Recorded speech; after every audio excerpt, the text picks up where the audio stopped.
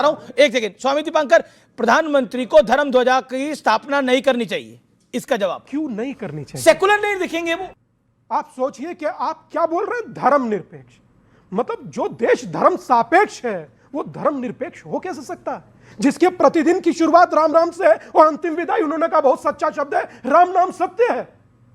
आप तो हिंदू की तो होती है, बोलने दीजिए। नहीं, वो सिर्फ हिंदू की होती है, मुसलमान की थोड़ी होती है। धर्म के सारे कार्य कीजिए, ईसाई की थोड़ी होती है, सिखों की थोड़ी होती है, लेकिन इसके नाम पे चुनाव लड़ना, इसके नाम पे वोट मांगना ठीक है क्या? ओके, क्या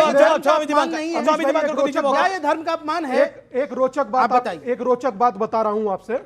हालांकि जब प्रधानमंत्री के आवास पर रोजा इफ्तारी होती थी वो बहुत सकारात्मक काम थे, मगर वर्तमान कोई अपने आप को गर्व से हिंदू कह देता है तो वो कहीं ना कहीं पेन का कारण बनता है। और यही तो धर्मनिरपेक्षता है कि हिंदू के यहाँ रोजा इफ्तारी हो। धर्मनिरपेक्षता यही तो है।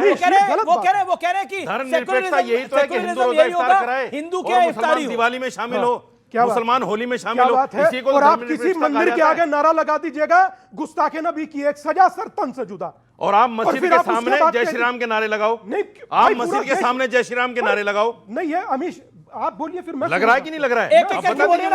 हर मस्जिद के सामने जय श्री राम के नारे। स्वामी जी बीच में नहीं बोले किसी के, शांति से रहे वो। आप अपनी बात बोलिए ना, जब आप बोलेंगे हम सुनेंगे। इतना तो शिष्टाचार रखिए भाई। अब तो एप्पल ने भी ये भगवा फोन बना दिया है। अब बताइए, इनका बस नहीं चल रहा है। ये सूरज को कह दें बोले रात में लाल क्यों छुप रहा और सुबह में लाल क्यों उगरा, इनका बस नहीं चल रहा।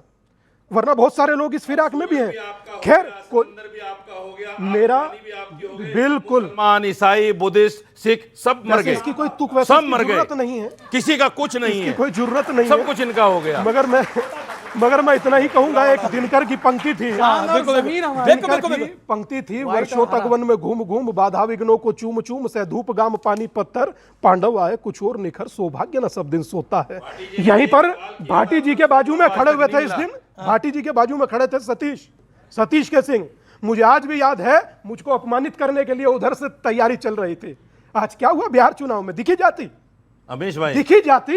और अगर जातियों का बंधन टूट रहा है, मैं कह रहा हूं कि मुझे आज, मैं बड़े प्राउड से कह रहा हूं अमीश भाई, उस यात्रा ने यही देखा है कि हिंदू जातियों में ना बटकर एक हो रहा। और ओके, जातियों में क्या आपको लगता है बिहार चुनाव में राजद को जो नुकसान हुआ, जो बार बार कहता था कि जाति में बटेगा, वो जाति में नहीं बटा राजकुमार भाटी, और वही बड़ा सेटबैक था आप लोगों के लिए। देखिए, ओके मिले, लेकिन जाति में तो नहीं बट रहा समाज। ओके, मैं आपको 10,000 का मामला पहले भी कई बार कह चुका हूं कि जाति व्यवस्था भारत के लिए नुकसानदायक है। ये बीमारी है, ये कोई अच्छी बात नहीं है। इसी को तो मोदी तोड़ने की कोशिश कर रहे हैं। नहीं, जातियां कहां नहीं है? जातियां कौन कह रहा है जातियां नहीं हिंदुओं में? इस्लाम में जातियां होती हैं। 6000 जातियां हिंदुओं में, इस्लाम में जातियां होती हैं। 6000 जातियां हैं। इस्लाम में जातियां होती है। नई साइंस, इस्लाम में जाति नहीं होती, लेकिन हिंदू में जाति ढूंढ जाएगी। सवाल किसी के सवाल, ऑडियंस। ओके, सवाल क्या है? जो धर्म को वो कर रहे हैं हम लोग, अगर वो बात राष्ट्रवाद पे होगी, राष्ट्र कैसे आगे बढ़ सकता है, ये बात हो तो ज्यादा अच्छा रहेगा। ज्यादा अच्छा, धर्म की नहीं राष्ट्र की बात होनी चाहिए। अच्छा सवाल, बहुत अच्छा सवाल है। भारत के लोकसभा अध्यक्ष की पीठ के पीछे क्या लिखा? धर्म चक्र प्रवर्तन आए। सारी संसद धर्म के चक्र के प्रवर्तन के लिए। हमारे राष्ट्रीय ध्वज पर जो अशोक का चक्र है वो धम्म चक्र है, अर्थात धर्म का चक्र है। हमारे सुप्रीम कोर्ट के एम्बलम पे लिखा यतो धर्मस्ततो जया, यह धर्म प्राण देश है। जो स्वामी जी ने कहा धर्मनिरपेक्ष नहीं हो सकता, यह पंथ निरपेक्ष है, मगर इसे धर्मनिरपेक्ष कह के इस देश की अस्मिता को खंडित करने का प्रयास किया गया। इसलिए यह धर्म ध्वजा है, यह पंथ ध्वजा नहीं है। और यह क्यों राम के ही मंदिर पे होनी चाहिए बताइए? इस देश में एक ही नेता है जिसकी समाधि पे राम का नाम लिखा है, वो कौन है? महात्मा गांधी, जिनका राजनीतिक दर्शन था राम राज्य, जिनका नित्य का भजन था रघुपति राघव राजा राम, जिनका अंतिम शब्द था हे राम, जो समाधि पर आज तक लिखा है। अगर आज राम राज्य का आदर्श और भगवान राम का नाम जो महात्मा गांधी की समाधि पर लिखा है, यदि वो वास्तविकता में स्वतंत्रता में एकाकार होता दिख रहा है तो इस ध्वजा में दिख रहा है। मुझे लगता है कि कम से कम उनको इस बात के ऊपर विचार करना चाहिए और इस बात को भली भांति समझना चाहिए कि धर्म किस प्रकार से इस राष्ट्र को प्रेरित करता हूं। मैं लास्ट में एक बात कहना चाहूंगा, भगवान राम का जो चरित्र है वो एक और बात दिखाता है। आज के जियोपॉलिटिकल युग में पूरी दुनिया में लड़ाई है, किस बात की? रशिया यूक्रेन की लड़ाई है, चाइना ताइवान का कॉन्फ्लिक्ट है, इजराइल हमास का कॉन्फ्लिक्ट है। इसके 3 डायमेंशन है। एक, कब्जा कर लो, एनेक्सेशन। दूसरा है सब्जुगेशन, अपना कोई डिप्टी अपॉइंट कर दो। और तीसरा है डोमिनेशन, उनसे संधि करवा लो। मगर भगवान राम ने जब लंका को विजय किया तो क्या एनेक्सेशन किया? नो। सब्जुगेशन किया, यानी लक्ष्मण को तो कोई वहां का राजा नहीं नियुक्त किया, वाइसरॉय नहीं नियुक्त किया? नो।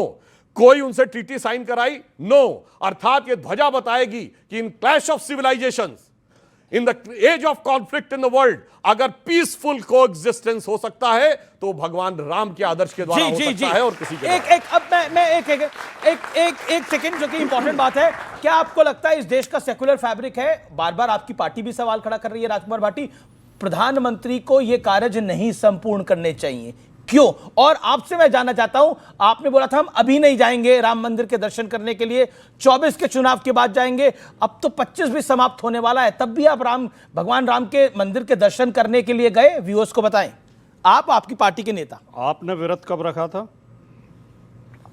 नवरात्रों में रखा था, अभी जो नवरात्रे गए। मुझे क्या जरूरत पड़ी इस बात को पूछने की? आप रखें ना रखें आपका निजी मामला है, तो आप हमसे क्यों पूछते हो मंदिर कब जाओगे? आपने बोला था इसीलिए। हम तो पूजा करते हैं, अपने घर में करते हैं, हमारे राम तो कण कण में व्याप्त हैं। ज्यों तिल माही तेल है, ज्यों चकमक में आग, तेरा साई तुझ में जाग सके तो जाग। ठीक है। दूसरी बात जो अभी अच्छा, आप इफ्तार में जाते हैं क्या, रोजा रखते हैं? हाँ? इफ्तार में आपके नेता जाते हैं क्या, रोजा रखते हैं? इफ्तार में धार्मिक पूजा करने के लिए नहीं जाया जाता। तो क्या रोजेदारों को व्रत होता है, उसका उद्यापन होता है? अब आप सुनते तो नहीं। मैं तो सुन ही रहा हूं आपकी बात। नहीं, कहां सुना आपने? हाँ बोलिए। रोजेदारों को सम्मान देने के लिए जाया जाता है, जो वो दिन भर भूखे रहते हैं, प्यासे रहते हैं, उन लोगों को अपनी मोहब्बत दर्शाने के लिए जाया जाता है।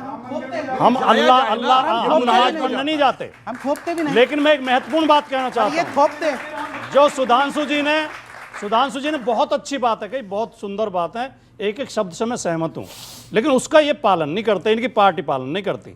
इन्होंने कहा धर्मनिरपेक्ष नहीं, पंथ निरपेक्ष। ये बात बिल्कुल सही है। पंथ अलग चीज है, धर्म अलग चीज है।